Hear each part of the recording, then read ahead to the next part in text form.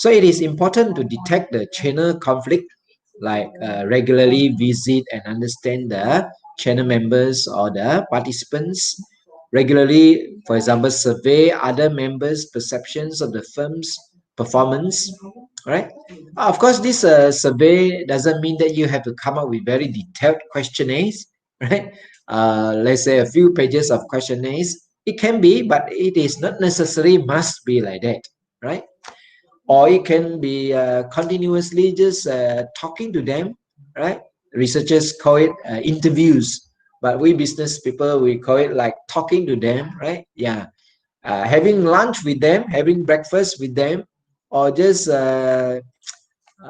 talking to them through this social media, right? Through handphones, through video calls and so on, by asking them certain questions informally.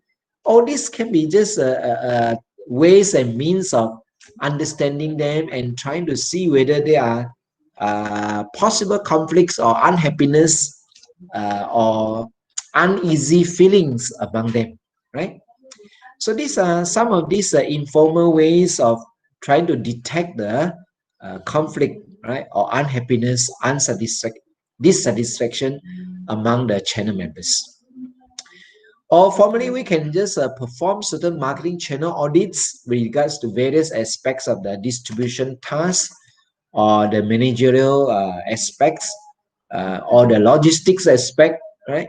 So you can perform certain auditing or checking with lists of items that you would like to know, right? You find that certain manufacturers, they are regularly visiting or auditing the channel members, like the wholesalers, like the retailers. They have sets of items that they would like to know. They have checklists. The auditors will go around, or the sales force are trained to do all these audits, or the public relations officers are trained to do these audits, or the marketing officers are trained to do certain audits, right? Because these people are actually associating or dealing with the channel members consistently and continuously. Form distributors, advisory councils, or channel members committee to talk to them, to discuss with them, right? To meet up with them so that you will know certain possible dissatisfactions, certain conflicts may happen or not. For example, by talking to them, you know that they are not happy with the price, right? By actually associating with them over lunch, over certain social activities, by just observing, right? By, let's say, discussions, by certain meetings and conversations, sometimes directly or indirectly, you as a marketing manager, you can actually sense or can detect certain feelings or malpractices happening at the premises or among the people of the channel member concerns, right?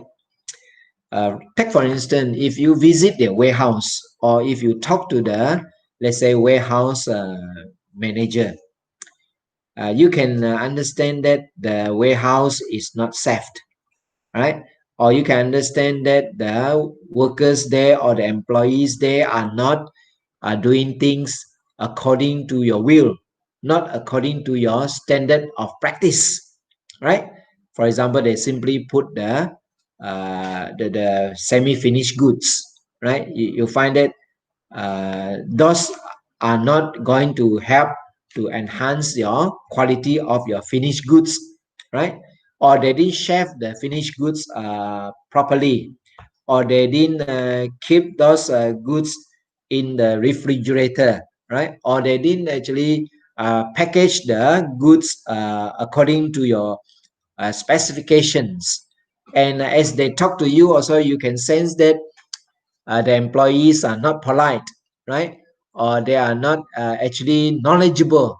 So all these, after visiting them, after talking to them, you can sense that they are not actually complying to your let's say expectations. Their goal is not let's say compatible with your goal, right? Their resources are also not actually complying with your resources. Their quality, let's say, objectives are also not complying or compatible with your quality objectives. So all this, you can sense that there are possible conflicts will happen if this continue to happen.